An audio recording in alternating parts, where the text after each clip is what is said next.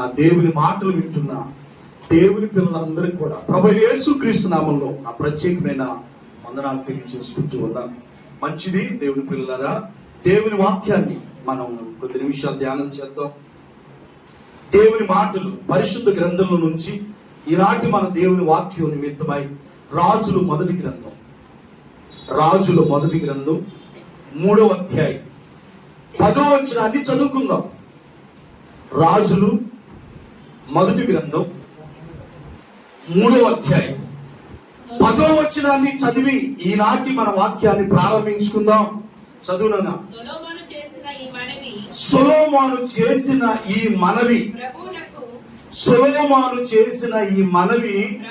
ప్రభువులకు అనుకూలమైన గనుక దేవుడు అతనికి ఇలాగు సెలవిచ్చును. అక్కడ ఆగునానా, ఈ వచనాన్ని మనందరం కూడా చెబుదాం. సొలొమోను చేసిన ఈ మనవి ప్రభువునకు అనుకూలమాయెను.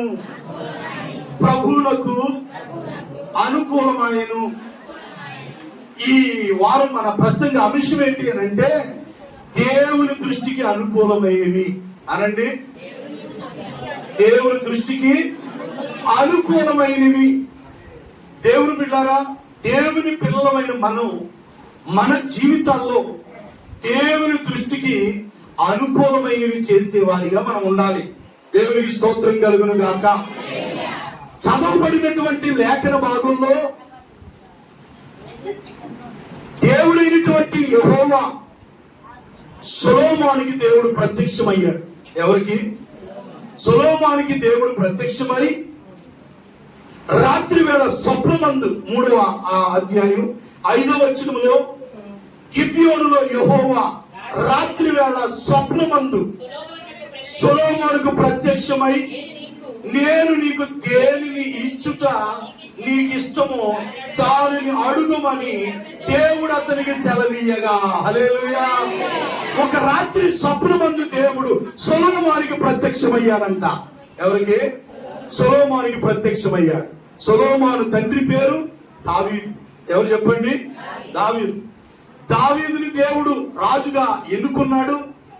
ఆ తర్వాత దావీదుకు బదులుగా తన కుమారుడైనటువంటి సొలొమోనుని రాజుగా దేవుడు కోరుకున్నాడు. తండ్రి తర్వాత కుమారుడైనటువంటి సొలొమోను దేవుడు రాజు చేశాడు. అతి చిన్న వయసులో రాజు అయినటువంటి సొలొమోను అతడు ఆలోచన చేస్తా ఉన్నాడు. ఈ ప్రజలు నేను ఏ విధంగా పరిపాలించగలను? నేను చిన్నవాడిని కదా, నేను బాలుణ్ణి, ఈ ప్రజలు నేను ఏ విధంగా పరిపాలించగలను అని అతడు ఆలోచన చేస్తున్న సమయంలో దేవుడు అతనికి రాత్రి యందు స్వప్నమందు అతనికి దేవుడు ప్రత్యక్షమై అడుగుతున్నాడంట. ఏమని? నేను నీకు దేనిని ఇచ్చుట నీకు ఇష్టమో దాన్ని అడుగు. దేవుడు అడుగుతున్నాడంట, సొలొమోనా, నా వల్ల నీకేం కావాలో, నీకు దేన్ని ఇవ్వటం నీకు ఇష్టమో, నీకు ఇష్టమైన దాన్ని నువ్వు నన్ను అడుగు, నేను నీకు ఇస్తాను అని దేవుడు అతనితో సెలవీయగా దేవుడు అవకాశం ఇచ్చాడు. నీకు ఏది ఇష్టమో అడుగు, నేను అది నీకు ఇస్తానన్నాడు. మన దేవుడు అడిగితే ఇచ్చేవాడు. హల్లెలూయా చెప్పండి గట్టిగా. అడుగుడి అనండి, అడగండి, నేను ఇస్తాను అన్నాడు దేవుడు. మనం అడిగితే దేవుడు ఇస్తాడు. అది ఏదైనా అది దేవునికి అనుకూలమైతే, దేవుడికి ఇష్టం లేనిది అడిగితే ఇవ్వడు. మనం అడిగేది దేవునికి కూడా ఇష్టం అవ్వాలా. ప్రభు స్తోత్రం చెప్పండి గట్టిగా. హల్లెలూయా. సొలొమోనుని దేవుడు అడుగుతున్నాడు, నీ ఇష్టం, నీకు ఇష్టం, నీకు ఏది అడిగితే నేను అది ఇస్తానన్నాడు దేవుడు. ఇతను దేవుడు అవకాశం ఇచ్చాడు కదా అని ఏది పడితే అది అడగలా. అతడు ఏమడిగాడు అంటే, సొలొమోను ఇలాగ మనవి చేశాను, నీ దాసుడును నా తండ్రి అయిన దావీదు నీ దృష్టికి అనుకూలంగా సత్యమును అనుసరించి యథార్థమైన మనసు గలవాడై ప్రవర్తించిన గనుక నీవు అతని ఎడల పరిపూర్ణమైనటువంటి కటాక్షం అగుపరిచి ఈ దినమునున్నట్లు అతని సింహాసనము మీద అతని కుమారుని కూర్చుండబెట్టి, అంటే సొలొమోనుని, అతని యందు మహాకృప చూపి ఉన్నావు. హల్లెలూయా. మహాకృప చూపి ఉన్నావు. నా దేవా యెహోవా, నీవు నా తండ్రి అయిన దావీదుకు బదులుగా నీ దాసుడు నన్ను రాజుగా నియమించి ఉన్నావు. అయితే నేను బాలుణ్ణి అనండి, నేను బాలుడును. దేవునికి స్తోత్రం కలుగును గాక. అయ్యా, నేను బాలుణ్ణి, నేను చిన్నవాడిని. నేను ఈ ప్రజలు నేను ఎలా పరిపాలన చేయగలను? నేను చిన్నవాడిని, బాలుని కనుక కార్యములు జరుపుటానికి నాకు బుద్ధి చాలదు. ఏంటిది? మీరందరూ ఇటు చూస్తూ దేవుని మాట్లాడాలా. ప్రభు స్తోత్రం చెప్పండి గట్టిగా. దేవుని పిల్లలారా, దేవునికి అనుకూలమైనవి, దేవుని దృష్టికి అనుకూలమైనవి ఏంటో ఈ రోజు నేను మీకు చెప్తాను కొన్ని మాటలు. ఎప్పుడైతే సొలొమోను దేవుడు అడిగాడు, నీకు ఇష్టమైంది అడగమన్నప్పుడు సొలొమోను తనకు వివరిస్తున్నాడు. అయ్యా, నా తండ్రి పట్ల నువ్వు ఎంతో కృప చూపించి అతని సింహాసనాన్ని నువ్వు స్థిరపరిచి, అతనికి బదులుగా అతని సింహాసనాన్ని స్థిరపరిచి అతని కుమారుడైన నన్ను ఆ సింహాసనం మీద కూర్చుండబెట్టి అతని మీద మహాకృప చూపి ఉన్నావు. నా దేవా యెహోవా, నీవు నా తండ్రి అయిన దావీదుకు బదులుగా నీ దాసుడైన నన్ను రాజుగా నియమించున్నావు. అయితే నేను బాలుణ్ణి, కార్యాలు జరపాలంటే నాకు బుద్ధి చాలదు అనండి. నాకు బుద్ధి చాలదు, జ్ఞానం చాలదయ్యా. నేను బాలుణ్ణి, నేను చిన్నోడిని, నాకు బుద్ధి కావాలా, జ్ఞానం కావాలా అని అడిగాడంట. హల్లెలూయా. ఈ రోజున చాలా మంది వయసులో ఎదుగుతున్నారు, కానీ బుద్ధి లేని వారు చాలా మంది ఉన్నారు. అందుకని సొలొమోను సామెతల గ్రంథంలో అంటాడు, నీ సంపాదన అంతా ఇచ్చి బుద్ధి సంపాదించుకో అన్నాడు. ప్రభు స్తోత్రం చెప్పండి గట్టిగా. కీర్తనాకారులు ఏమంటారంటే, చాలా సందర్భాల్లో మనం విన్న మాట, బుద్ధి జ్ఞానము లేని గుర్రముల వలనైనను కంచెల గాడిదల వలనైనను మీరు ఉండొద్దు అన్నాడు. దేవునికి స్తోత్రం చెప్పండి గట్టిగా. అంటే ఈ రోజు వయసులో పెద్దవాళ్లే, కానీ బుద్ధిలో చిన్నవాళ్ళు, కంచెల గాడిదలాగా గుర్రాల్లాగా బుద్ధి లేని వారు చాలా మంది ఉన్నారు. సొలొమోను సామెతల గ్రంథం 3వ అధ్యాయంలో స్పష్టంగా రాయబడిన ఆ మాటను మనం చదివినప్పుడు చక్కని మాట అక్కడ కనబడుతుంది. చదువునా త్వరగా. 4వ అధ్యాయం 5వ వచనం చదువు. 4వ అధ్యాయం. జ్ఞానము సంపాదించుకొనుము, బుద్ధి సంపాదించుకొనుము. అక్కడ హల్లెలూయా. 7వ వచనం 2వ లైన్ చదువు. నీ సంపాదన అంతా ఇచ్చి బుద్ధి సంపాదించుకో. హల్లెలూయా. ఏం సంపాదించుకోవాలంట? కావలసినంత డబ్బులు సంపాదించుకుంటున్నారు, కావలసినంత బంగారం సంపాదించుకుంటున్నారు.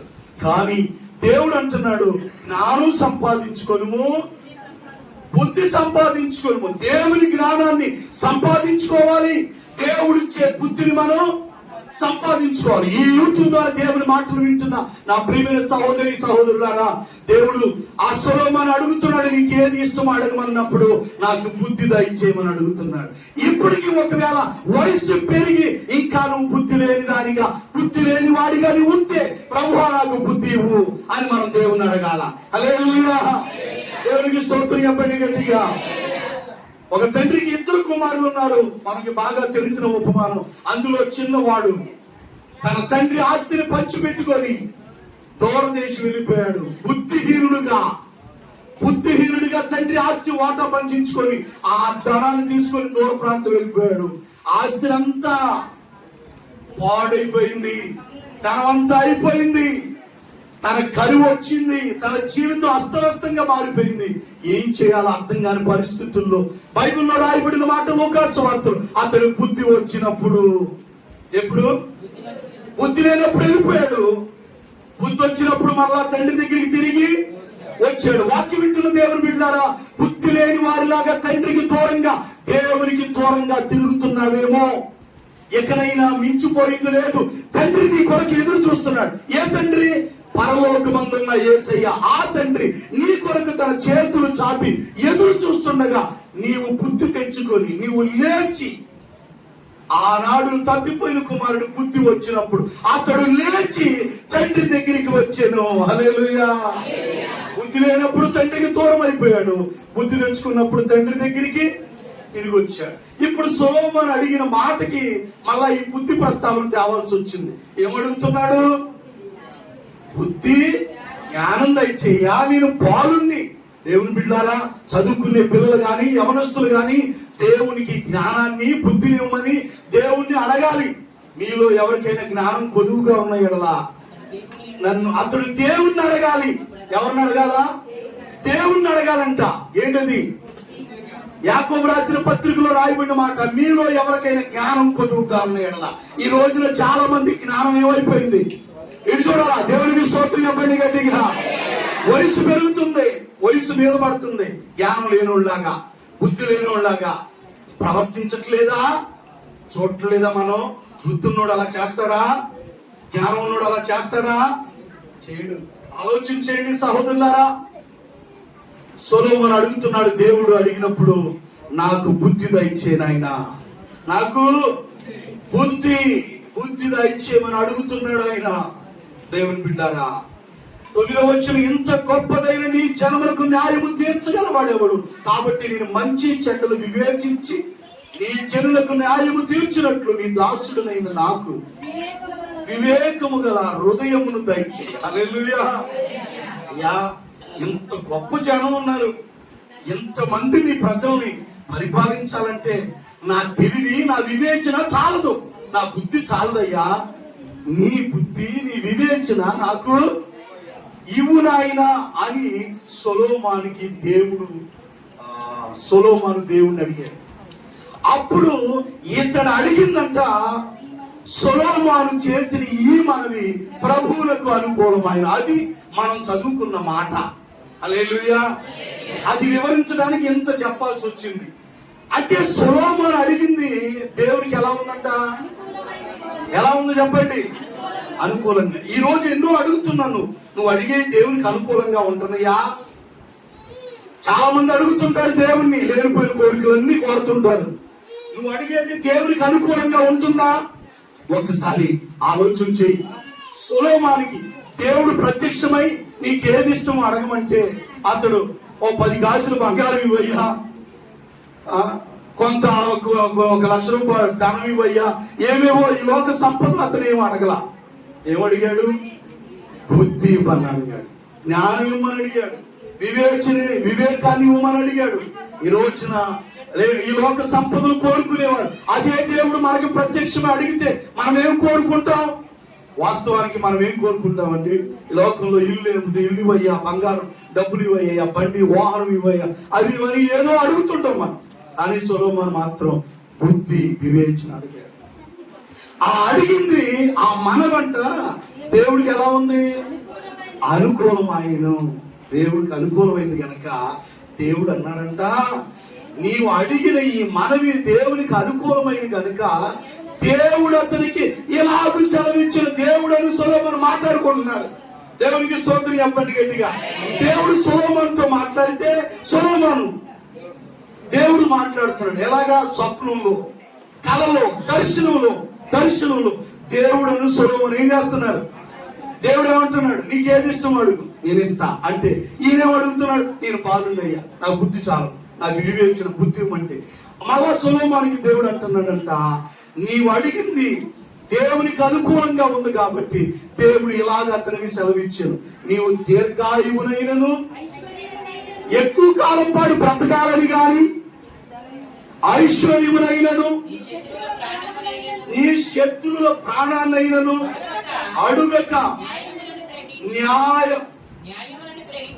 న్యాయములను గ్రహించుటకు వివేకము అనుగ్రహించుమని నీవు అడిగితివి కనుక నీవు అడిగినందున, నీవు ఇలాగున అడిగినందున నీ మనవి నేను ఆలకించుచున్నాను. హల్లెలూయా.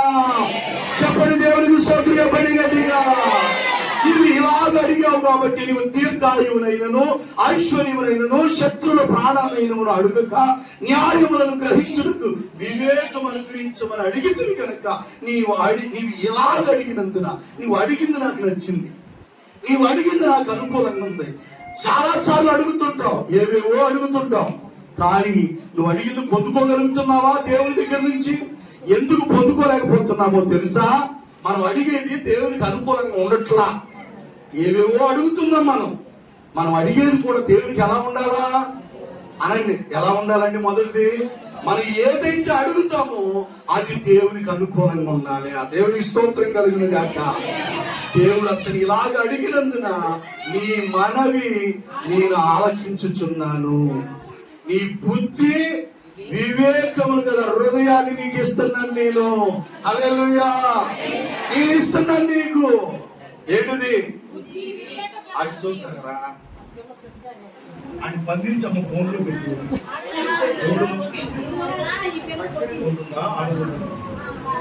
ఆ పిల్లలు తెలియదు, క్షమించు, చిన్న తెలియదు తల్లి. దేవుని స్తోత్రం కలుగును గాక. ఓకే, కాబట్టి దేవుని పిల్లలారా అతను అడిగింది దేవునికి ఎలా ఉందంట? అనుకూలంగా ఉంది. దేవుడు అతనికి బుద్ధి వివేకమును అనుగ్రహించి మరి ఇచ్చాడు.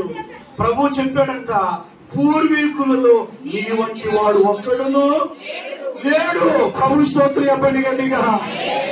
పూర్వీకులు అంటే ఇప్పటి వరకు నీ వంటి వాడు, ఇప్పటి వరకు పూర్వీకులు ఎవరిలో గాని నీ వంటి వాడు, నీలాగా అడిగిన వాడు ఎవరు కూడా లేడు. చక్కని మాట అండి. పూర్వీకుల్లో నీ వంటి వాడు లేడు, ఒక్కడును లేడు. ఇక మీదట నీ వంటి వాడు ఒక్కడు కూడా ఉండడు. హల్లెలూయా. పూర్వీకుల్లో ఒక్కడు లేడు. అబ్బా, అంటే అప్పటి నుంచి ఇప్పటి దాకా సొలొమోనుకి అంత, దేవుడు తర్వాత సొలొమోను అంత జ్ఞానం కలిగిన వారు ఎవరు కూడా ఈ సమాజం ఇంతవరకు పొట్ల. అది ఎందుకంటే దేవుడిచ్చిన వరం ఆయనకి, దేవుడిచ్చాడని. నీ వంటి వాడికి ఉండడే కా భవిష్యత్తులో కూడా అన్నాడు. అంత జ్ఞానాన్ని దేవుడిచ్చాడంట. ఏ ఇబ్బంది కలిగినా జనాలకి తీర్పు సునాయాసంగా తీర్చేవాడంట. ఎంత చిక్కు సమస్యలు వచ్చి సొలొమోను దగ్గరికి వస్తే ఈజీగా తడుగులాడుకోకుండా సొలొమోను జ్ఞానాన్ని గురించి తెలిసిన వాళ్ళు, ఆయన దేశాలు, ఆయన కీర్తి, ఆయన ప్రభావం, ఆయన ఘనత ఆ చుట్టుపక్కల ప్రదేశాలు అంతటా వ్యాపించిందంట. సొలొమోను మాటలు వినాలని, ఆయన చెప్పే మాటలు వినాలని షాబా దేశం నుండి షాబా దేశపు రాణి కొన్ని వందల వేల కిలోమీటర్లు ప్రయాణం చేసి బహుమానాలు తీసుకొని వచ్చిందంట. ప్రభువు స్తోత్రం చెప్పండి గట్టిగా. ఆయన మాటలు వినటానికి ఎక్కడెక్కడి నుంచో వచ్చారు కూడా. దేవునికి స్తోత్రం కలుగును గాక. దేవుడు అతనికి ఎంత మంచి మాట అంటే, మరియు నీవు ఐశ్వర్యమునైనను ఘనతని ఇమ్మని అడగకపోయినా అబ్బా, ప్రభు స్తోత్రం చెప్పండి గట్టిగా. అయ్యా, నువ్వు అడిగింది దేవునికి అనుకూలంగా ఉందనుకో, నువ్వు అడగని కూడా దేవుడు ఇస్తాడు. నువ్వు అడిగింది దేవునికి అనుకూలంగా లేకపోయానుకో, అలా ఇచ్చే కాడా ఎవడు? అర్థం చేసుకోండి. వాక్యం వింటున్న దేవుని బిడ్డారా, మంది అడుగుతుంటారు దేవుణ్ణి, ఏం అడుగుతారో తెలియదు, ఏ పాపం ఎత్తదో తెలియదు, అడిగినవి పొందుకోలేకపోతున్నాం. కారణం ఏంటో తెలుసా? మనం అడిగి దేవునికి అనుకూలంగా ఉండట్లా కొన్నిసార్లు. ఇతను అడిగింది, సొలొమోను అడిగింది దేవునికి అనుకూలంగా ఉందంట. అందుకని నువ్వు ఐశ్వర్యమునైనను ఘనతను ఇమ్మని అడగకపోయినను నేను వాటిని కూడా నీకిచ్చుచున్నాను, వాటిని కూడా ఇస్తున్నాను నీకు. హల్లెలూయా. అందువలన నీ దినములన్నిటిన రాజులలో నీ వంటి వాడు ఒక్కడైనను ఉండడుగా. ప్రభు స్తోత్రం చెప్పండి గట్టిగా. హల్లెలూయా. రాజుల్లో నీ వంటి వాడికి ఉండడయ్యా. ఇక అంత గొప్ప ఆశీర్వాదం ఆనాడు సొలొమోనుకి దేవుడు ఇచ్చాడు. దేవుని పిల్లలారా, ఆ తర్వాత ఆ ముగింపులో అతని భవిష్యత్తు వేరే రకంగా మారిపోయింది. కానీ ఇక అది నెక్స్ట్ రెండో సెక్షన్. కానీ సొలొమోను అడిగిన మనవి దేవునికి అనుకూలమైంది అనే మాటను తీసుకొని ఈ రోజు మన ప్రసంగ విషయంలో దేవుని దృష్టికి అనుకూలమైంది ఏంటిది అని అంటే, మనం అడిగేది మొదటిగా దేవునికి అనుకూలంగా ఉండాలి. మొదటి మాట దేవునికి అనుకూలమైంది మనం అడగాలి. ఇప్పటిదాకా దాని గురించి మనం ప్రస్తావన చేసుకున్నాం. మనం అడిగేది ఎలా ఉండాలా? ప్రార్థనలో. దేవుడు ఏదన్నా అడిగిమన్నప్పుడు నువ్వు అడిగేది ప్రార్థనలో అడుగుతున్నది దేవునికి అనుకూలమైంది అడుగు, దేవుడు నీకు తప్పకుండా ఇస్తాడు. అది అనుకూలంగా ఉందనుకో, నువ్వు అడగకపోయినా కూడా ఇస్తాడు. ఈయన అడగలేదంట ఐశ్వర్యం ఇవ్వయ్యా, నాకు ఘనతని ఇవ్వయ్యా, నాకు బంగారం ఇవ్వయ్యా అనేది అడగలేదంట. కానీ దేవుడు నువ్వు అడగకపోయినా నేను ఇస్తున్నానని అతనికి ఐశ్వర్యం, అప్పటికే టన్నులు కొద్ది బంగారం ఉందంట ఆయన దగ్గర, టన్నులు. నువ్వు కాసు బంగారం ఉంటే కింద ఆగు. నువ్వు ఎంత కాసు అంటే, కాసు అంటే ఎంత తెలుసా? ఎంత? 8 గ్రాములు 8 గ్రాములు కాసు బంగారం ఉంటే పత్తాకి చూసుకోను ఉందో లేదా అంట ఒకసారి వేసుకుందంట. నేనే పాఠం చేశాను, దాచుకుంది. ఆ మధ్య మా అక్క బంగారం ఏమో కూడా ఎలుగులు ఎత్తుకుపోయి ఎక్కడ పెట్టి అంట. ఎవడు అన్నారు పోగొట్టుకుంది. నిజంగా చాలా బాధ కదండి. దేవుడు దొరికిన సహాయం చేశాడు. కొంచెం ఉంటే చాలు. ఇక సొలొమోను దగ్గర చాలా విస్తారమైన బంగారం, వెండి, ఎత్తడి, రాగి అన్నీ ఉన్నాయంట. కానీ ఆయన ఏ రోజు అతిశయించలేదే, ఏ రోజు గర్వించలేదే. దేవుని మందిరాన్ని దేవుని బంగారంతో పొదిగించిన గొప్ప వ్యక్తి అండి సొలొమోను. దేవుని మందిరాన్ని ఆయన ద్వారా దేవుడు కట్టించుకున్నాడు. దేవునికి స్తోత్రం చెప్పండి గట్టిగా. మంచిది. దేవుని పిల్లలారా అర్థం చేసుకోండి, మనం అడిగేది ఎలా ఉండాలి? దేవునికి అనుకూలమైంది మనం అడగాలి, మొదటి మాట. రెండోది, దేవుని దృష్టిలో ఏది అనుకూలమైంది అని అంటే కీర్తన గ్రంథం 93వ కీర్తన 5వ వచనాన్ని కొన్ని మాటలు మీకు చెప్తాను. దేవుని దృష్టికి అనుకూలమైనది ఏంటిదంటే మనం అడిగేవి దేవుని దృష్టికి అనుకూలమైనవిగా ఉండాలి అని చెప్పుకున్నాం. రెండోదిగా దేవుని దృష్టికి అనుకూలమైనది ఏంటది? 93వ కీర్తన 5వ వచనం 2వ లైను. యెహోవా ఎన్నటెన్నటికి పరిశుద్ధతయే, ఎన్నటెన్నటికి పరిశుద్ధతయే నీ మందిరమునకు. అంటే దేవునికి, దేవుని మందిరానికి అనుకూలమైనది ఏంటిది? పరిశుద్ధత. అనండి పరిశుద్ధత. 2 చేతుల పైకి దేవునికి స్తోత్రం చెప్పండి గట్టిగా. హల్లెలూయా. దేవుని దృష్టికి అనుకూలమైంది మనం అడిగేవారిగా ఉండాలి. రెండవ మాటగా దేవుని మాటలు వింటున్న దేవుని పిల్లలారా, దేవుని మందిరానికి కానీ దేవుని దృష్టిలో దేవునికి అనుకూలమైంది ఏంటో తెలుసా? పరిశుద్ధత. యెహోవా ఎన్నటెన్నటికి పరిశుద్ధతయే నీ మందిరానికి అనుకూలం. అంటే దేవునికి అనుకూలమైనది ఏంటది? పరిశుద్ధత. అనండి అది ఎప్పటి ఎన్నటెన్నటికి, తరాలు మారినా కాలాలు మారినా ఎప్పటికీ కూడా ఆయన సన్నిధిలో ఏముండాలా? పరిశుద్ధత ఉండాలి. ఆయన పిల్లలు కూడా ఎలా ఉండాలా చెప్పండి? పరిశుద్ధులుగా ఉండాలా. ఆయన దృష్టికి ఎన్నటెన్నటికి ఆయన మందిరంలో పరిశుద్ధతయే దేవునికి అనుకూలం అంట. పేతురుగా రాసిన మొదటి పత్రిక మనం చదివినప్పుడు అక్కడ ఇలా రాయబడి ఉంటుంది. పేతురు రాసిన మొదటి పత్రిక ఒకసారి చూడండి. పేతురుగా రాసిన మొదటి పత్రిక 5వ అధ్యాయంలో రాయబడిన ఒక మాట. పేతురు రాసిన మొదటి పత్రిక 1వ అధ్యాయం చూడండి. 1వ అధ్యాయం 14వ వచనం చదువుతాం. దేవునికి అనుకూలమైంది ఎప్పటికీ కూడా పరిశుద్ధతే దేవుని మందిరానికి అది అనుకూలమైంది అని మనం చెప్పుకుంటున్నాం. కాబట్టి దేవుని పిల్లలమైన మనం దేవునికి అనుకూలమైన పరిశుద్ధతను మనం కలిగిన వారిగా ఉండాలి, పరిశుద్ధులుగా మనం ఉండాలి. చదువునా? నేను పరిశుద్ధుడనై ఉన్నాను గనుక మీరును ఎలా ఉన్నారు చెప్పండి? పరిశుద్ధుడై ఉండండి. 16వ వచనం. కాగా మీరు విధేయులకు పిల్లలై మీ పూర్వపు అజ్ఞాన దశలో మీకుండిన ఆశలు అనుసరించి ప్రవర్తించగా మిమ్మల్ని పిలిచిన వాడు పరిశుద్ధుడై ఉన్న ప్రకారం మీరును సమస్త ప్రవర్తన యందు పరిశుద్ధులై ఉండండి. హల్లెలూయా. దేవునికి అనుకూలమైంది ఏంటిది అనండి? పరిశుద్ధత. ఆయన మందిరానికి, దేవుని మందిరం అంటే ఏంటిది? పరిశుద్ధమైంది అనండి. ఆయన మందిరంలోకి వచ్చి ఆయన పిల్లలైన మనం కూడా ఎలా ఉండాలా? అదే దేవునికి అనుకూలమైంది. ఈ రోజున చాలా మంది అపవిత్రులైపోతున్నారు, అపరిశుద్ధులుగా ఉంటున్నారు. దేవునికి అనుకూలమైంది ఏంటంటే పరిశుద్ధత.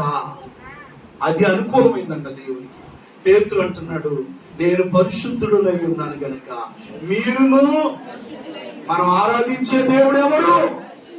పరిశుద్ధుడు అనండి. యెషయా గ్రంథం 6వ అధ్యాయంలో దేవుని దూతలు కూడా మానక దేవుని ఏం చేస్తారని చెప్పండి అమ్మా. యెషయా గ్రంథం అలా చెప్పగానే వెంటనే టక్కున తీసే చదవాల.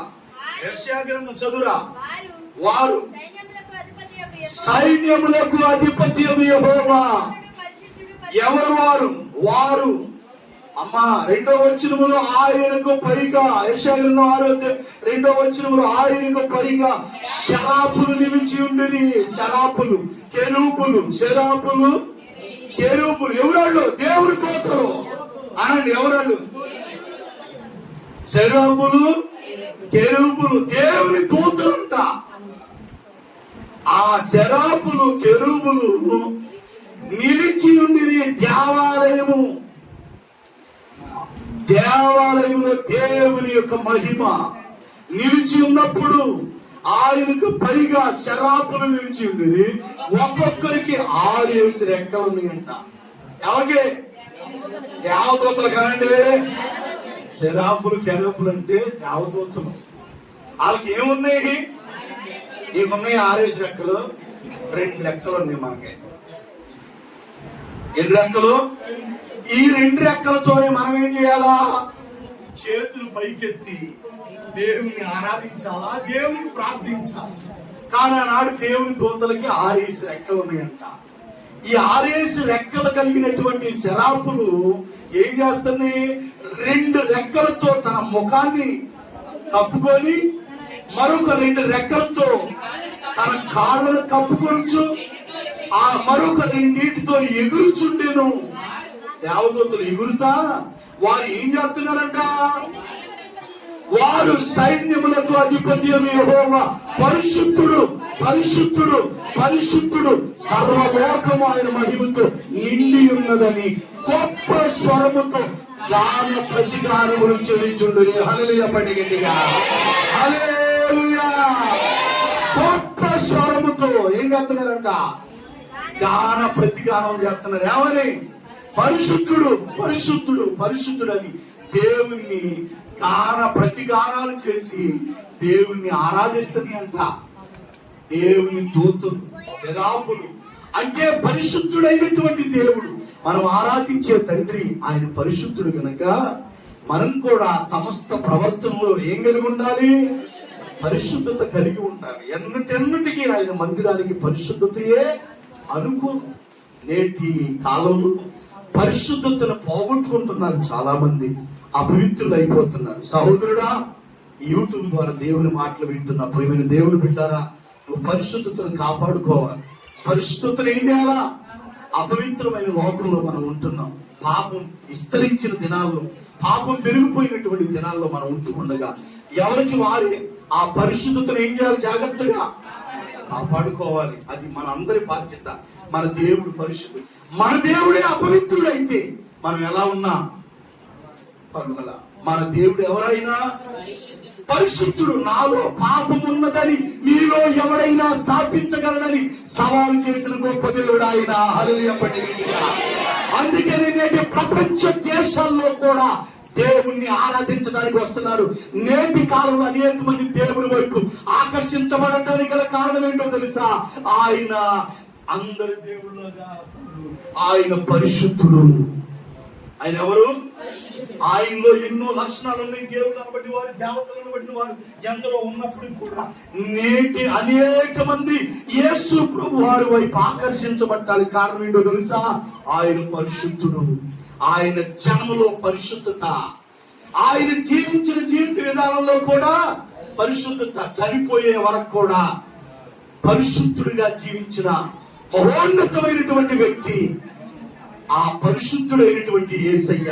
ఆయన పిల్లలైనటువంటి మనం కూడా ఎలా ఉండాలా?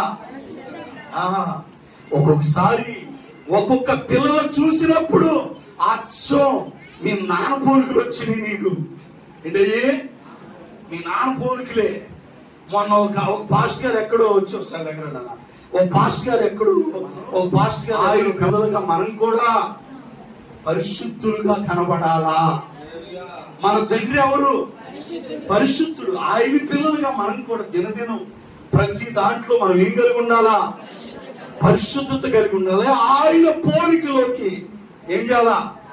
మార్చబడాలి, పరిశుద్ధత కలిగి మనం ఉండాలి. హెబ్రీయులకు రాసిన పత్రికలో కూడా దేవుడు ఏమంటాడో తెలుసా? హెబ్రీయులకు రాసిన పత్రిక ఆ పక్కనే ఉండదు, మీరు ఎటు తిప్పవసలా. యాకోబు రాసిన పత్రిక ముందుండేటువంటి ఆ యొక్క పుస్తకం హెబ్రీయులకు రాసిన పత్రిక మనం చదివినప్పుడు 12వ అధ్యాయం 14 వచ్చిన 2వ లైన్లో మాట చదువుతుంది. పైన మొదటి లైన్లో 2వ మాట, పరిశుద్ధత కలిగి ఉండుటకు. ఆ మాట చదువు. పరిశుద్ధత కలిగి ఉండుటకు ప్రయత్నించండి. హల్లెలూయా. ఏం చేయాలంట? పరిశుద్ధత కలిగి ఉండటానికి ప్రయత్నించండి. అంటే ఈ సమాజంలో మనం ఉంటూ ఉండగా అపవిత్రత, ఎక్కడ చూసినా అపవిత్రత, భయంకరమైనటువంటి పాపం, ఎక్కడ చూసినా పాపం విస్తరించిపోయింది. ఈ పాప లోకంలో మనం ఉంటూ ఉండగా మన పరిశుద్ధత కలిగి ఉండటానికి ఏం చేయాలంట? ప్రయత్నించాలి. ప్రయత్నిస్తే అవుతుంది. ప్రయత్నిస్తేనే అయిద్దావదా? అందుకని దేవుడు అన్నాడు ప్రయత్నం చేయమన్నాడు. ప్రయత్నం చేయాలి. ఏది నాకు రాదంటే ఆ రాదండి మనం ఏం చేయాలా? ట్రై చేయాలా? ఏం చేయాలా?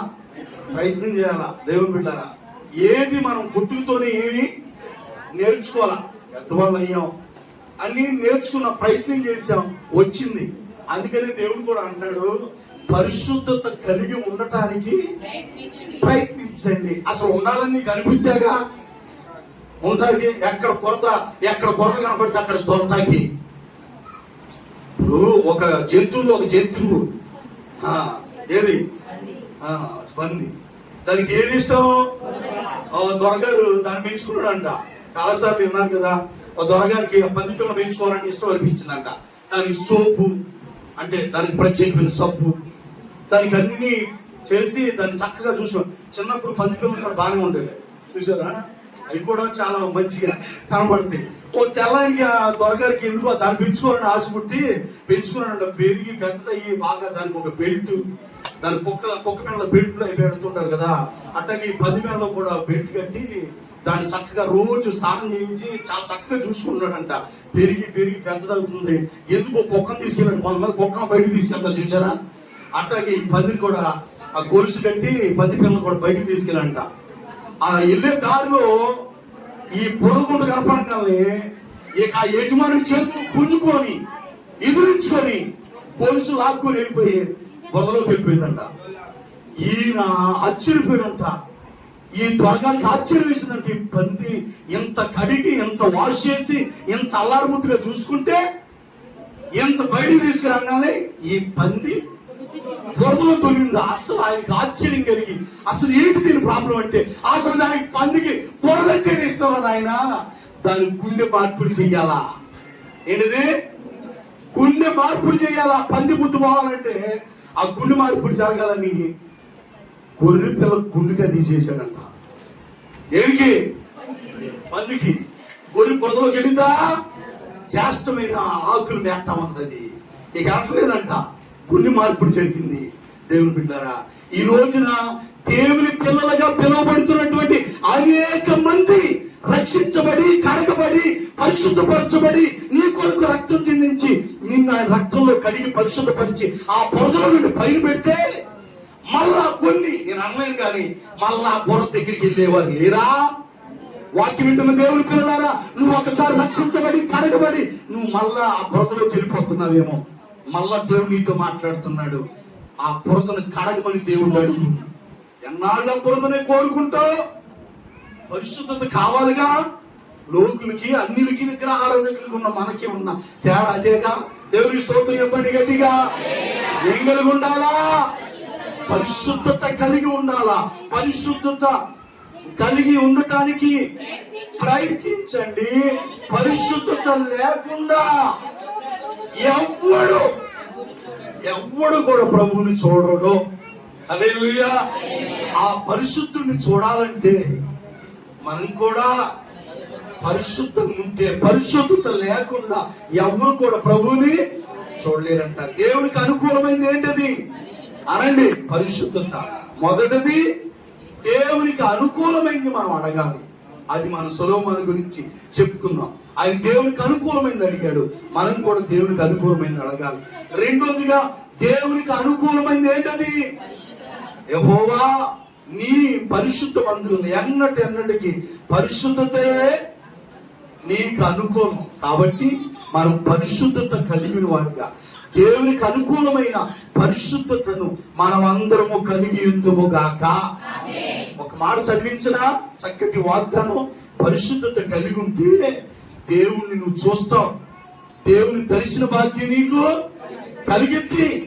దేవుడు దర్శనంలో నీకు కనబడతాడు. సొలొమోనుకి కనబడినట్టుగా స్వప్నంలో కనబడతాడు. నీకు ఎక్కడ బురద కనబడితే అక్కడ వెళ్ళిపోతావు, దొల్లుతుంటావు, ఏమి ఎరగనలాగా వచ్చేస్తుంటావు, ఏమి ఎరగనలాగా వచ్చేస్తుంటావు, ఏమి ఎరగనులాగా వచ్చేసి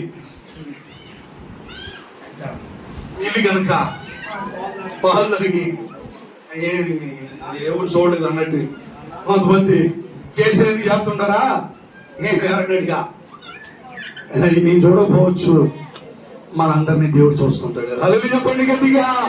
హల్లెలూయా. యెహోషువ గ్రంథం 3వ అధ్యాయంలో దేవుడు ఒక చక్కటి వాగ్దానం చేశాడు. ఆనాటి దేవుడి ప్రజలైన ఇశ్రాయేలు జనాంగానికి ఎంత మంచి వాగ్దానం చేశాడో చూద్దాం ఒకసారి. యెహోషువ గ్రంథం 3వ అధ్యాయం 5వ వచనం చదువమ్మా. పేజీ నెంబర్ పాత నిబంధన 3వ యెహోషువ గ్రంథం 3వ అధ్యాయం 5వ వచనం. మరియు యెహోషువ రేపు యెహోవా మీ మధ్య అద్భుత కార్యములు చేయును గనుక, రేపు దేవుడు మీ మధ్య అద్భుత కార్యములు చేయును గనుక మిమ్మల్ని మీరు ఏం చేయాలా అంటే, దేవుడు నీ కుటుంబంలో ఒక అద్భుతం చేయాలంటే ఏం చేయాలా? మనం ఎవరికి వారు ఏం చేసుకోవాలా? నువ్వు ఎక్కడ అపవిత్రురాలైపోయావో, ఎక్కడ బురదలో పడిపోయావో, ఎక్కడ ఈ లోక మాలిని నువ్వు అంటించుకున్నావో నీకు తెలుసు. నీకు తెలియదు, అంత తెలియకుండా దొరుకుతున్నావా? తెలుసుగా. అంత సంశోలాగా తెలియలో ఒళ్ళు కొడుకొని ఆయనకంటే తెలియలేదంట. దేవుడు అతన్ని ఎడబాసినని అతనికి అంటే ఆ తల్లి అట్ట పెట్టింది, అట్ట చూడగొడుతుంది, లాగెత్తుంది. అట్లా లాగెత్తున ఇంకా తెలియదు అలా బుద్ధిహీనుడా నీకు. కొంతమంది అట్లా లాగెత్తుంటారు. అయ్యా చారశ్రీ పెదవుల నుండి ఏం గారును చేని గారును చేని గారుద్రయ్యా. తర్వాత ఉండదు దాని బాధంట మూసిని పొన్నంత చేదు అని ఉంది బైబిల్లో ఉన్నమాట. ముందు బాగానే ఉంటుందంట, తర్వాత చేదు చేదు. తెలుసుకో, దెలీలా ఒక బలాఢ్యుడైన సంసోను పడిపోవటానికి ఆమె కారణం. తెలియలేదంట ఆయనకి. ఈ రోజు కొంతమంది ఎక్కడ పడిపోతున్నారు, తెలియని స్థితిలో పడిపోతున్నావా? నీకు తెలుసు. ఎందుకు పశ్చాత్తాపడవు నువ్వు? ఎందుకు దేవుణ్ణి వేడుకో, నన్ను క్షమించమని అడగొచ్చుగా. పరిశుద్ధత కలిగి ఉన్నారుగా, ఆయన పరిశుద్ధుడు కదా. దేవుడు నీ కుటుంబంలో ఇశ్రాయేలుతో అంటున్నాడంట, రేపు యెహోవా మీ మధ్య అద్భుత కార్యాలు చేస్తాడు. అద్భుత కార్యాలు చేస్తాడు గనక మిమ్మల్ని మీరు ఏం చేయాలా? పరిశుద్ధపరచుకోండి. మిమ్మల్ని మీరు పరిశుద్ధపరచుకోండి అంటున్నాడు. దేవుడు కార్యాలు నీ పట్ల చేయాలి, నీ కుటుంబంలో జరిగించాలంటే నువ్వు ఎలా ఉండాలా? పరిశుద్ధం ఉంటే మరుక్షణంలోనే రేపే అనండి, రేపే నెల కాదు. దేవుడు అంటున్నాడంట, రేపు దేవుడు మీ మధ్య అద్భుత కార్యాలు చేస్తాడు. అయితే ఈ రాత్రి మీరు ఏం చేయాలా? అంటే నువ్వు పరిశుద్ధుడిగా ఉంటే మరుసటి రోజే దేవుడు నీ కుటుంబంలో అద్భుతం చేస్తాడు. ఈ రోజు పరిశుద్ధత లేకుండా అయ్యా నా కార్యం చేయి, అద్భుతం చేయి. ఈ పరికమాల పనులన్నీ మానడేరు. పరికమాల పనులన్నీ మానదేమా? ఏం కార్యాలు కావాలా? అద్భుత కార్యాలు. ఎడ జరిగితే 100 మంది అయ్యగారితో నెత్తి మీద చేయించుకో, అద్భుతం జరగదు. పరిశుద్ధతను కాపాడుకో. రేపే వాక్యాన్ని బట్టి చెప్తున్నా, రేపే దేవుడు మన పట్ల అద్భుతమైన కార్యం చేస్తాడు. అంతే, ఉన్న ఫలంగా దేవుడు చేస్తాడంట. అంతే. అంటే పరిశుద్ధతలు అలా ఉంది. ఆ పరిశుద్ధతలు అంత మర్మం దాగుంది. పరిశుద్ధతని దినదినం కాపాడుకుంటే అద్భుతమైన కార్యాలు మన కుటుంబంలో దేవుడు జరిగిస్తాడు. హల్లెలూయా. ఆఖరి మాట, ఈ ఒక్క మాట చెప్పి నేను ముగిస్తా. దేవుని స్తోత్రం కలుగును గాక. 3వ మాటగా ఏది దేవునికి అనుకూలమైందని అంటే మన యథార్థత దేవునికి అనుకూలంగా ఉండాలా. ఏంటి చెప్పండి? మన యథార్థత కూడా దేవునికి ఎలాగ ఉండాలా? అనుకూలంగా ఉండాలా. రాజులు 2వ గ్రంథం 20వ అధ్యాయం 3వ వచనం చదివి మనం కొద్ది నిమిషాలు ధ్యానం చేసి ముగించేసుకుందాం. యెహోవా యథార్థ హృదయుడనై, ఈయన అంటున్నాడు, దేవుని ప్రార్థన చేస్తున్నాడంట.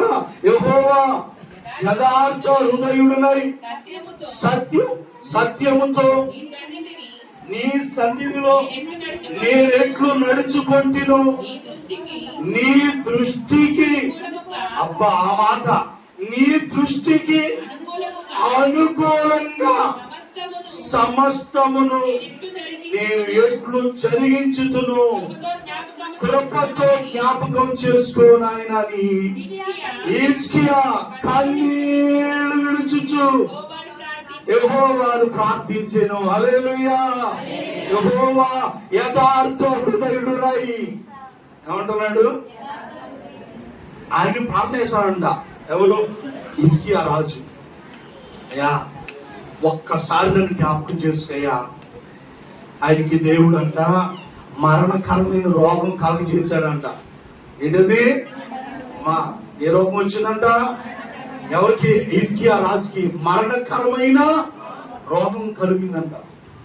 ఓ సేవకుడు పంపించాడంట, అది వెళ్ళి నా సేవకుడితో చెప్పమన్నాడు. ఆ ప్రవక్త వెళ్ళాడు, యెషయా రేపు నువ్వు చనిపోబోతున్నావు, నీ ఇల్లు చక్క పెట్టుకోమని దేవుడు నాతో చెప్పాడు, నీతో చెప్పమని, అందుకే నీకు చెప్పడానికి వచ్చాను అనగానే ఈయన వెంటనే ఆ మాట చెప్పి ప్రవక్తని యెషయా కొంత దూరం వెళ్ళాడు లేదు, ఈయన వెంటనే తన ముఖాన్ని గోడ తట్టు తిప్పుకొని ఇలా ప్రార్థన చేస్తున్నాడు. అతడు తన ముఖమును గోడ తట్టు తిప్పుకొని దేవుని వైపు తన ముఖాన్ని తిప్పుకొని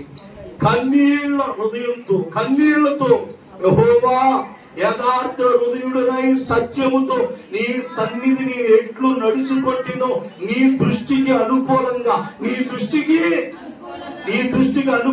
నేను ఎట్లు నడుచుకొంటినో సమస్తము నేను ఎట్లు జరిగించుతునో కృపతో నన్ను జ్ఞాపకం చేసుకొనమని హిజ్కియా కన్నీళ్లు విడిచి ప్రార్థన చేశాను. హల్లెలూయా. అంటే హిజ్కియా దేవుని దృష్టికి ఎలా ఉన్నాడు? అనుకూలంగా. ప్రభువా నీ దృష్టికి నేను యథార్థ హృదయుడునై నేను ఏ విధంగా నడుచుకుంటున్నాను, ఏ విధంగా నేను ప్రవర్తించాను, సత్యముతో నేను ఎట్లు నడుచుకుంటున్నాను, నీ దృష్టికి నేను ఎలాగ అనుకూలంగా సమస్తం నేను ఎట్లు జరిగించుతున్నాను, కృపతో నన్ను జ్ఞాపకం చేసుకోమని హిజ్కియా రాజు కన్నీళ్లు విడిచి ప్రార్థన చేశాడంట. వెంటనే ఆ కన్నీళ్లు దేవుని దగ్గరికి వెళ్ళిపోయాయంట. ప్రభు స్తోత్రం చెప్పండి గట్టిగా. ఏ ప్రవక్తను అయితే దేవుడు పంపించి మరణం అవుతున్నా బ్రతకవు అని చెప్పాడు, మళ్ళా తిరిగి అదే ప్రవక్తను దేవుడు ఆ హిజ్కియా రాజు దగ్గరికి యెషయాను పంపించాడంట. అతడు కన్నీళ్లు విడుచుట నేను చూచాను. దేవునికి స్తోత్రం కలుగును గాక. నువ్వు వెళ్ళి చెప్పు, అతని రోగాన్ని నేను బాగు చేస్తున్నాను, అతనికి ఇంకా 15 సంవత్సరాలు ఆయుష్ నేను ఇస్తున్నాను, అతడు కన్నీళ్లు విడుచుట నేను చూచి తిని ఏ ప్రార్థనని అంగీకరించున్నాను, నేను నిన్ను బాగు చేస్తున్నాను. 6వ వచనం, ఇంకా 15 సంవత్సరాలు ఆయుష్ నీకు ఇస్తున్నాను. హల్లెలూయా. దేవుడు అతను ఎందుకు బాగు చేశాడు? ఎందుకు అతడు హిజ్కియా రాజు ఆయుష్ను పెంచాడు? రేపు చచ్చిపోతావని చెప్పిన దేవుడే మరలా దేవుడు అతని ఆయుష్ని ఎందుకు పెంచాడు 15 సంవత్సరాలు అంటే అతడు యథార్థ హృదయంతో దేవుడికి ఎలా ఉన్నాడు? అనుకూలంగా ఉన్నాడు. అందుకే కన్నీళ్లు కార్చంగానే దేవుడు వెంటనే ఆయన కన్నీళ్లు చూశాడంట. మనం చాలా రోజులుగా సంవత్సరాలు తరబడి నెలల తరబడి కన్నీళ్లు కార్చునే ఉన్నాం. ఎప్పుడన్నా వెళ్ళి ఆ దేవుడి దగ్గరికి కన్నీళ్లు దేవుని దగ్గరికి వెళ్తాం. మన ప్రార్థన ప్రత్యుత్తరం ఉంటున్నా దేవుడు అంటే దేవుని దృష్టికి మనం అనుకూలంగా లేము. ఒకసారి ఆలోచన చేయండి, ఈ రోజు దేవునికి అనుకూలంగా మనం ఉన్నామో లేమో. పరిశుద్ధతే దేవునికి అనుకూలం, యథార్థంగా ఉండటమే దేవునికి అనుకూలం. మన దేవుడు యథార్థవంతుడు కాబట్టి మనం కూడా యథార్థవంతులుగా ఉండాలి. దేవునికి స్తోత్రం కలుగును గాక. చివరిగా యథార్థతే దేవుని దృష్టికి అనుకూలమైంది. యథార్థవంతులకి ఆయన ఏ మేలు చేయక అనండి. యథార్థవంతుడికి ఆయన ఏ మేలు చేయక. ఇప్పుడు హిజ్కియా రాజుని ఎందుకు బాగు చేశాడు తెలుసా? ఆయన యథార్థత, ఆయన యథార్థమైన హృదయమే. అంత మరణకరమైన రోగం వచ్చినా దేవుడు మరలా అతనికి స్వస్థించాడంట. మరలా దేవుడు అతను బాగు చేశాడంట. కారణం ఏంటంటే ధైర్యంగా చెప్పగలిగాడు, దేవుని దగ్గర ధైర్యంగా ప్రార్థన చేయగలిగాడు. అయ్యా ఒక్కసారి నీ దృష్టికి నేను ఎంత యథార్థంగా ఉన్నాను, ఒక్కసారి నన్ను జ్ఞాపకం చేసుకోయ్యా ప్లీజ్ అయ్యా అని దేవుని అడిగాడంట. ఆయన ఆ మాట నువ్వు అడగగలవా ధైర్యంగా? నేను యథార్థ హృదయుడనై ఉన్నాను, నేను అనుకూలంగా ఉన్నానని మనం చెప్పగలమా? హిజ్కియా ధైర్యంగా చెప్పగలిగాడు. దేవుడు అతని ప్రార్థన ఆలకించాడు. యథార్థత ఉంటే దేవుడు మన అనారోగ్యం బాగు చేస్తాడు, మనకున్న ప్రతి సమస్యలు తీర్చబడతాయి. దేవుడు బిడ్డారా, ఆయన ఏమీలు చేయక మానడు. ప్రభు స్తోత్రం చెప్పండి గట్టిగా. ఇంకొక ఆ రాజుల గురించి చదివించి నేను ముగిస్తాను. ఆ రాజు కూడా ఎలా ఉన్నాడు ఒకసారి చదువుదాం. దినవృత్తాంతములు 2వ గ్రంథం, దినవృత్తాంతములు 2వ గ్రంథంలో కూడా మరొక రాజుల గురించి అక్కడ రాయబడి ఉంది. దినవృత్తాంతములు 2వ గ్రంథం 14వ అధ్యాయం 2వ వచనం చదవండి. మొదటి నుంచి చదువులేతనే. అబియా అని రాజు తన పితరులతో కూడా నిద్రింపగా చెరువులు అతన్ని దావీదు పట్టణమందు పాతిపెట్టింది. అతనికి బదులుగా అతని కుమారుడైన ఆసా రాజాయను. ఇతని దినములలో చదువమా, ఇతని దినములలో దేశము 10 సంవత్సరాలు నెమ్మది పొందెను. ఈ మాట అండలం చేసుకోండి. ఆశ తన దేవుడైన యెహోవా దృష్టికి అనుకూలంగాను. అదని చెప్పండి గట్టిగా. ఎలా ఉన్నాడమ్మా? ఎవరి దృష్టికి? మన దేవుని దృష్టికి ఎలా ఉండాలా? అనుకూలమైనవి అడగాలి.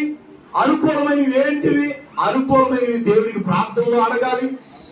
పరిశుద్ధతయే దేవునికి అనుకూలం. మూడోదిగా యథార్థతే దేవునికి అనుకూలమైంది. హిజ్కియా రాజు యథార్థంగా నడుచుకున్నాడు. కృపతో జ్ఞాపకం చేసుకోమని దేవుడు ప్రార్థన చేశాడు. దేవుడు అతని ఆయుష్ను పెంచి ఆరోగ్యాన్ని ఇచ్చి అతనికున్న రోగాన్ని దేవుడు బాగు చేశాడు. మనం చెప్పుకుందాం.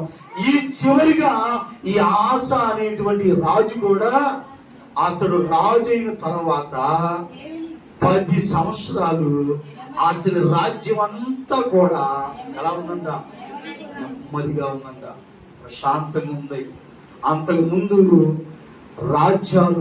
రాజులు పరిపాలించిన కాలంలో ఎప్పుడు కూడా యుద్ధాలు జరుగుతున్నాయి అనంటే యుద్ధాలు జరుగుతున్నాయి. ఇప్పుడు కూడా ప్రపంచంలో కొన్ని దేశాల్లో యుద్ధాలు జరుగుతున్నాయి. ఆ ఇజ్రాయెల్ దేశం ఏం జరుగుతుంది? మీరు టీవీ వార్తలు చూడండి. ఇప్పుడు కూడా ఇవాళ కూడా భయం గుప్పుట్లో ఉన్నారు. రష్యా, ఇజ్రాయెల్, ఉక్రెయిన్, గాజా, లెబానన్, ఈ దేశాల్లో ఏం జరుగుతుంది? యుద్ధాలు జరుగుతున్నాయి. ఆ దేశం మీదకి ఈ దేశం మీదకి ఏమేస్తున్నారు?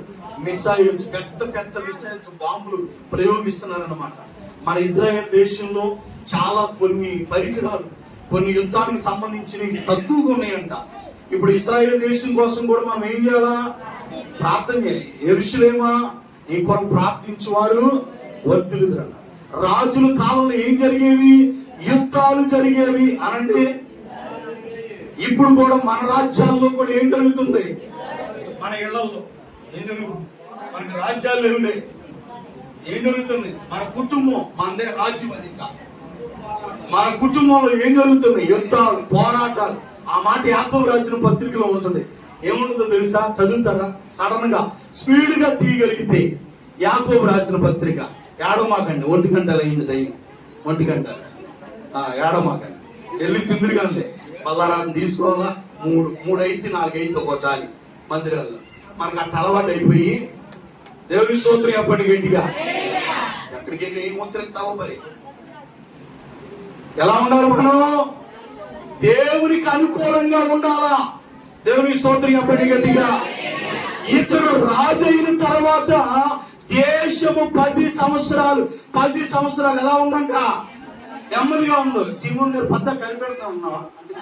కింద తల కూర్చుంటే కనిపెడుతున్నావా నా కోసం? అంటే నేను బలం గోడపడ ప్రార్థన చేస్తున్నావా? ఒక అటు ఎండవు లేదు తెలవట్లేదు. హల్లెలూయా. కాబట్టి దేవుడు మన కుటుంబాల్లో కూడా ఈ రోజున ఏం జరుగుతున్నాయి? యుద్ధాలు. చదువుతావా తమ్ముడు? యాకోబు రాసిన పత్రిక 4:1 మీలో యుద్ధములు పోరాటములు దేని నుండి కలుగుచున్నవి? ఏంటి యుద్ధాలు? అయ్యారు ఎప్పుడు చూసినా అట్ట టార్చర్ అన్నమాట. ఈ నీరైపోతున్నాడు పాపం. మీలో యుద్ధములు పోరాటములు దేని నుండి కలుగుచున్నవి? ఆ మాట ఇప్పుడు చదవండి. మీ అవయముల్లో పోరాడు హెచ్చులు ఎక్కువైతే మరి యుద్ధాలకు ఏమైతే అమ్మా నువ్వు చదువు తల్లి. ఏమైంది అక్కడ? మీలో యుద్ధములు పోరాటములు దేని నుండి కలుగుచున్నాయి? మీ అవయవంలో, మీ శరీర అవయవాల్లో పోరాడే వాకెచ్చులు ఉండే కదా. చిన్నోళ్ళకి హెచ్చులే, పెద్దోళ్ళకి హెచ్చులే, ముసలోళ్ళకి హెచ్చులే. హెచ్చులు ఎక్కువైపోయినాయి, పోరాటాలు ఎక్కువైపోయినాయి. ఇదివరకు లేని పోరాటాలు ఇప్పుడు ఎందుకు? ఇదివరకు లేని గొడవలు ప్రశాంతంగా ఉన్న కుటుంబం ఇప్పుడు ఎందుకు అల్లకొల్లం అయిపోయింది? హెచ్చులు ఎక్కువ అవ్వాలి. ఇక్కడ ముసలావుడికి హెచ్చు అయిపోయింది. నవనవనాడి యవనోత్తరాలకి హెచ్చులే. అంత హెచ్చులు ఎక్కువైపోతే ఏమైపోతుంది మరి? యుద్ధాలు అవక పెద్ద ఉద్యోగస్తులు ఇదే హ్యాండ్ రైట్ ఫోన్ తీసుకొని ఇప్పుడు చేస్తారేమో మాయమోహానికి. పెద్ద ఉద్యోగస్తులు నాకంటే పెద్దే వాడుతున్నాను. నేను కడుతున్నా పెద్ద తీసుకున్నాను. అంటే మీరేం ఫీల్ అవ్వద్దమ్మా, మేము కొంతమంది పెద్ద ఉద్యోగస్తులాగా ఎవడో పెద్ద తోడు చేసినట్టుగా. ఏంటి అమ్మా? బాగిచ్చి అమ్మా ఏంటి రోజున ఇళ్లలో కుటుంబాల్లో యుద్ధాలు పోరాటాలు గొడవలు కలహాలు ఎప్పుడు చూసినా నెమ్మది లేకపోవటానికి కారణం ఏంటయ్యి? నా మాట కాదు తల్లి. మీరు బైబిల్లో మీరు చదువుకోండి. మీ ఇంట్లో యుద్ధాలు జరగటానికి నీ హెచ్చే కారణమేమో. ఒకప్పుడు బాగుండేదాన్ని కుదురుగా, ఇప్పుడేమో కాస్తంత నా స్టైలు మారింది. సిలువను చూడకని దాని ఇరువెంతో తెలిసింది. ప్రసన్న బోల్డ్ అని అమ్మగారు చక్కని పాట రాసింది. ఆ పాటలో ఈ పదాలు వాడింది అనమాట. ఏంటి అంటే ఆమె ఎంత రాసిందంటే, దేవుని దగ్గరికి వచ్చినాక నా స్టైలు మారింది, నా నడక మారింది. అది యూట్యూబ్ లో కొట్టండి, ఆ పాట వస్తుంది. రాకపోతే నన్ను అడగండి, ఆ పదాలు లేకపోతే.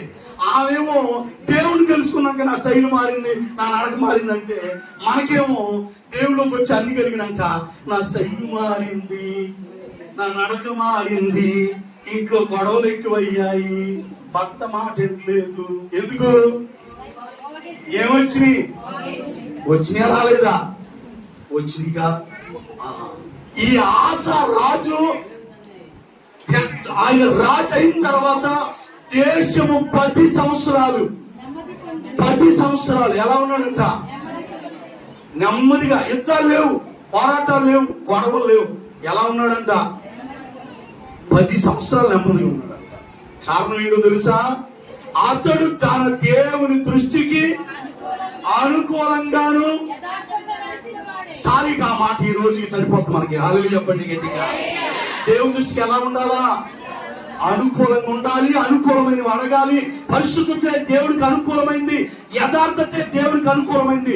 ఆశా రాజులాగా నీ కుటుంబం నెమ్మదిగా ఉండాలి, నీ కుటుంబం ప్రశాంతంగా ఉండాలి, నీ కుటుంబంలో ఒక అద్భుతం చూడాలి అని అంటే దేవుని దృష్టికి మనం అందరం కూడా అనుకూలమైన వారిగా ఉందుముగాక. అయ్యా నా మట్టుకు నేను ఆశా రాజులాగా నేను అనుకూలంగా ఉంటాను. నిజమే, నీ సేవకుడు చెప్పినట్టుగా, నీ వాక్యం చెప్పినట్టుగా ఒకప్పుడు నా కుటుంబం ప్రశాంతంగా ఉండేది. నేను, నా భర్త, నా పిల్లలు ఏ గొడవలు లేకుండా ప్రశాంతంగా ఉండేవారు. ఈ మధ్య ఎప్పుడు చూసినా నా ఇంట్లో పోరాటాలు, యుద్ధాలు. కారణం నా భోగెచ్చలేనని నా కళ్ళు తెరిపించావు తండ్రి. ఇక నుంచి నాలో ఉన్న ఆ భోగెచ్చులు తీసివేసుకొని నీకు అనుకూలంగా యథార్థంగా అనుకూలంగా ఆశారాజులాగా నేను నడుచుకుంటా, నా ఇంట్లో నెమ్మది దయచే ప్రభు అని ఒక్క నిమిషం ప్రార్థన చేసుకుందామా? దేవుడి మాటలు దీవించును గాక. మోకరించు కళ్ళు మూసుకొని ప్రార్థన చేయి. కాళ్ళు తర్వాత చిన్న వాక్యాన్ని బట్టి చిన్న ప్రార్థన చేయి తల్లి. అయ్యా, ఈ దృష్టికి అనుకూలంగా నేను ఉంటానయ్యా. స్తోత్ర ప్రార్థన చేసుకో. ఎందుకు యుద్ధాలు, ఎందుకు పోరాటాలు? అయ్యా, నీ వాక్యం చేత ప్రభా రాజు అంటున్నాడు కదా నాయన. అయ్యా, యెహోవా దృష్టికి నేను అనుకూలమైనది అడిగి ఉన్నాడు అడుగుతున్నాగా ప్రభా నాయన. అతడు నేను ఐశ్వర్యమైన ఘనతని అడగలేదు కానీ ప్రభా నాయన. అయ్యా, శత్రువులు ప్రాణమైన అడగలేదు కానీ ప్రభా నాయన. అయ్యా, నేను బాలున్నయ్యా, జనాన్ని అయ్యా పరిపాలించుటకు నాకు బుద్ధి చాలదు అంటున్నాడు అయ్యా. అయ్యా, నాకు బుద్ధి జ్ఞాన వివేకమైన హృదయాన్ని దయచేయమని అడిగి ఉన్నాడు ప్రభా నాయన. అది నీకు అనుకూలమైనది అంటున్నావు ప్రభా నాయన. అయ్యా, నాడు సొలొమోను ఏదైతే అడిగి ఉన్నాడు అది నీకు అనుకూలంగా ఉంది ప్రభా నాయన. అలాగే తను మేము ఏది అడుగుతున్నామో అది నీకు ఇష్టంగా ఉండాలని చెప్తున్నా ప్రభా నాయన. నిజమే కదయ్యా, నీ ఎద్దకొచ్చినప్పుడు నన్ను ఏది పెట్టి అది అడిగితే ఇచ్చే దేవుడు కాదు ప్రభా నాయన. ఏది అడగాలో అది అడిగినప్పుడే నువ్వు మాకు ఇస్తావు ప్రభా నాయన. అది నీకు అనుకూలంగా ఉండటానికి సహాయం చేయండి నాయన. అయ్యా, నీ కొందనాలు స్తోత్రాలు ప్రభా నాయన. అయ్యా, ఇదిగో తండ్రి దేవా, అయ్యా పరిశుద్ధత ఆయన వెన్నటన్నిటికీ అయ్యా నీ మందిరంలో ప్రభా పరిశుద్ధత నీకు అనుకూలమైనది అంటున్నావు ప్రభా నాయన. నువ్వు పరిశుద్ధత కలిగి ఉండటానికి సహాయం చేయి నాయన. ఎందుకంటే నువ్వు పరిశుద్ధుడు అయిన దేవుడు అయినావు ప్రభా. యా కోటాను కోట దూతలతో దేవుడు పరిశుద్ధుడని ప్రతి గానలతో నిత్యము కొనియాడబడుతున్న దేవుడు నాయన. అయ్యా, ఇక పరిశుద్ధత లేకుండా ఎవడో ప్రభను చూడరంటున్నా ప్రభా నాయన. నిజమే, ఇక్కడ నేను మా అందరం కూడా పరిశుద్ధత కలిగి పరిశుద్ధమైన దేవుని ఆరాధించగల హృదయాలు మా అందరికి మీద దయచేయండి ప్రభా నాయన. నీ వందనాలు స్తోత్రాలు ప్రభా నాయన. అలాగే తను విచ్చిగే రాజు కూడా ప్రభా నాయన. అయ్యా, నీ దృష్టిని ఎలాగో నడుచుకుంటుందో అనుకూలంగా ప్రభా యథార్థంగా ఎలా నడుచుకుంటుందో దయచేసి అని జ్ఞాపకము చేసుకోమని కన్నీళ్లు విడిచినప్పుడు నాయన ఇంటిగా ప్రార్థన ఆలకించిన దేవుడు కదయ్యా. అతను బాగు చేసిన దేవుడు కదా నాయన. అలాగే ప్రభా నీ దృష్టికి మేము అనుకూలంగా యథార్థంగా నడుచుకునే వారుగా మేము ఉండటానికి సహాయం చేయండి నాయన. ఆశారాజు కూడా ప్రభా యెహోవా దృష్టికి అనుకూలంగా యథార్థంగా నడుచుకున్నాడయ్యా. అందుకే తన దేశం అంతా కూడా 10 సంవత్సరంలో నెమ్మది కలిగి ఉన్నదంటున్న ప్రభా నాయన. నిజమే కదా, ఎప్పుడైతే నీ దృష్టికి మేము అనుకూలంగా యథార్థంగా మేము నడుచుకుంటా ఉంటామో ప్రభా నాయన, అప్పుడే మా కుటుంబాలు మా జీవితాలు మా హృదయాలలో నెమ్మదిని కలుగు చేసే దేవుడు ప్రభా నాయన. ఏదైనా మందిలో మాట్లాడే మాటలు వ్యక్తపరచవద్దు నాయన. మా హృదయాలు పెట్టుకొని మేము భద్రపరచుకొని అయ్యా వాక్యానుసారంగా నడుచుకున్న కృప మా అందరికి మీరు దయచేయండి అయ్యా. నిజమే, ఎన్ని వాక్యాలు వింటున్నప్పుడు కూడా అయ్యా ఎప్పటికప్పుడుగా మర్చిపోతున్నామే కానీ ఆ వాక్యాన్ని మా హృదయాలలో పెట్టుకొని భద్రపరచుకొని తలపోసుకునే వారుగా ప్రతి దినము మేము ఉండటానికి సహాయం చేయను ఆయన. ఇంత మట్టుగా నీ వాక్య పరిచయంతో కూడా మీరు తోడుగా ఉన్నందుకే నీకు వందనాలు స్తోత్రాలు ప్రభా. మంచి నేల పడిన విత్తనాలు